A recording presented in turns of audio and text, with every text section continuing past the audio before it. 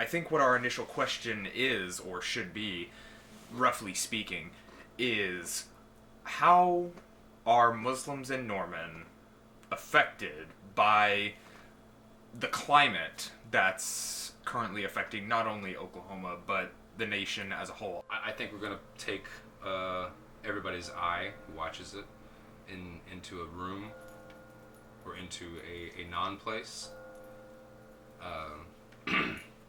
somebody else's non-place, and just we're going to be in this room.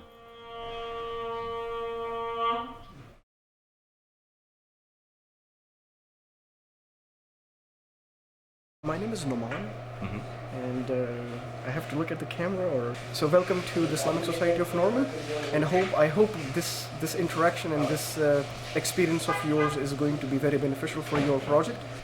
This is the second prayer hall.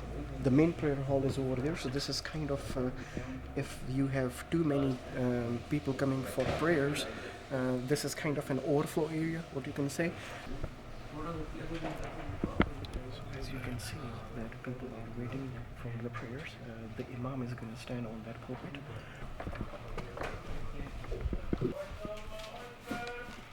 The prayer has started, so we're going to...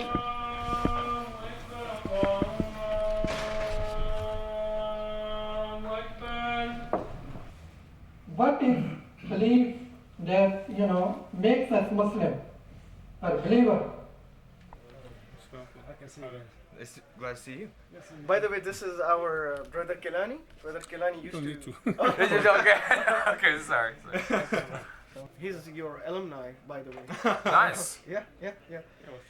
So, Brother Kelani, the brothers have some questions. So please, let's start with this thing. You wanna have a seat or something? So. Yeah. For 1,000 years, the Islamic civilization dominated from Western China to southern France. I mean, it was, European. The Renaissance was mostly influenced by the Islamic civilization. And you still find so many terms, whether in or words, whether in astronomy or languages or medicine, chemistry, algebra, physics, mathematics. Civilization is inherited. It's transferred. You cannot keep it to yourself. We human are the same. We like to explore. We like to interact. We like to know. We like to accumulate knowledge. One thing, kind of a question for both of you. Obviously, like he mentioned, Islam, obviously over the last few years, and especially here in the last year, has increasingly come under the microscope nationally. And do those attitudes that are prevalent in this state affect you in any way? And if they do, to what extent do they? Like when you turn on the news and you see something like that. Being an Oklahoman, an American, yes, I definitely feel very threatened. Very threatened. Because, like I said, they are there to just point score. Millions of people are watching the TVs. Somebody may not be in a very good of the mental state or healthy state. Somebody must be on drugs or any kind of a situation. Somebody may have had a very, very bad day. I mean, this is a reality I'm talking about, and I can share some information and I cannot because we hear a lot of things. Somebody may choose, okay, my life is already very bad. All I see is, oh, I have a gun. Let's do something about it.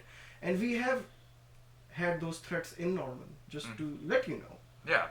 So now I can tell you how much we are threatened by just these this political rhetoric which goes on. Yeah. How do you react whenever you watch the news and you see a politician or anyone talking about Muslims in an inaccurate way, in a derogatory way, or just completely throwing out a horrible misrepresentation? So when you ask this question, the first thing that would jump to my mind is Trump and his kind of talk about Muslims here in the US. And I think, well, I always like to think of things in terms of context. So he said it in running for office. So this is the election season.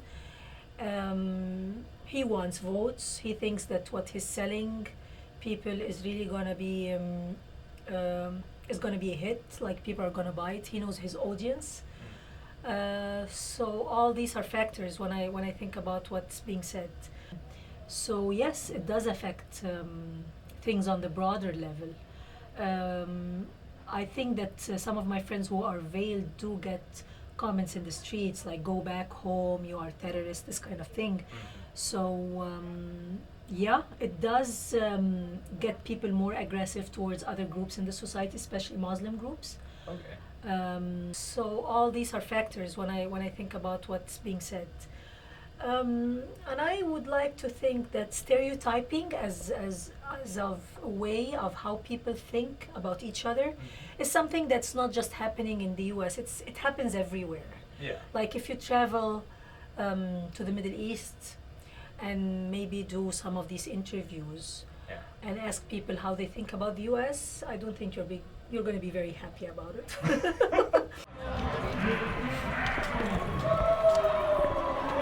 Wait, are these floats? Say what? Is there a float? So Oh, this is gonna be insane. Oh, that's cool. it's a stage.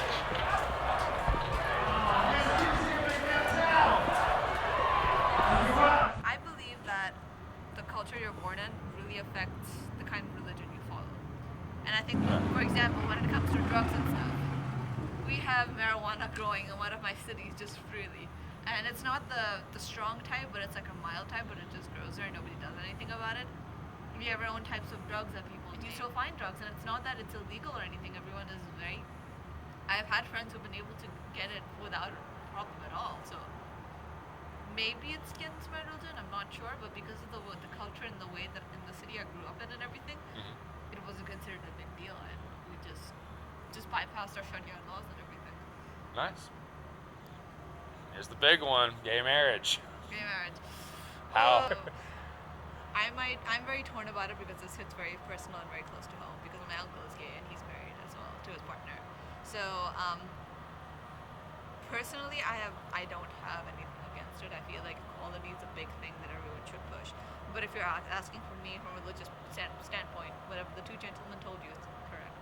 And that is just, it's always written in the Quran that your family comes first. Whatever you do, your family will stand by you no matter what. And because of that conflict, a lot of family members will overlook the fact that their family members are gay because they love them and they know that it's one of the crucial key points when it comes to Islam.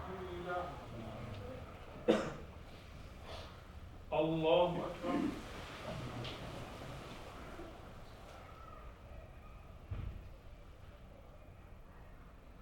Allahu Akbar. God has also said in the Quran, if you kill one person, as if you've killed the whole mankind. And God loves that person who I forgives. answer the phone, or when I call my parents on the phone and I'm on the bus, people feel extremely uncomfortable me speaking a language that they do not know. I have no idea whether they can identify my language as Arabic, Okay. but at least they know it's an unfamiliar language and they do give me looks, Okay. kind of, not happy looks, I would say. Whether you're fellow Muslim or other people who are from different faith in the community itself. That's why Muslims lived along with Christian and Jews for hundreds of years. I guess if you know if you're doing the right thing, and in a way I think that makes you feel connection. I don't know how to explain it, but I know that even without reading the Quran, when I'm about to do something, I listen to my moral conscience. And it's kind of like, even in Islam, they talk about there are 4 categories about how you're about to make a decision. And one, I forgot the first one. Oh yeah, the first one is that you go to the Quran or the Hadith. If you don't have that in your possession, then you do a communion of sorts. And then if that doesn't work out, then I think one of the last resorts is that you rely on your moral conscience. And that's what I end up doing most of the time. As a fellow American as well, I would like my fellow Oklahomans or everybody else to have time to study, to be patient, to explore, because knowledge is the key. When we don't know something, we are afraid of it, and sometimes we go into to hate that thing. You know what I mean? We are threatened by something that we don't know. Yakun. Kun fire. Am I saying it right? Kun, yes. Fire kun. Kun fayakun. Kun fire kun. Yes. Be and it is. Be and it is. Yes.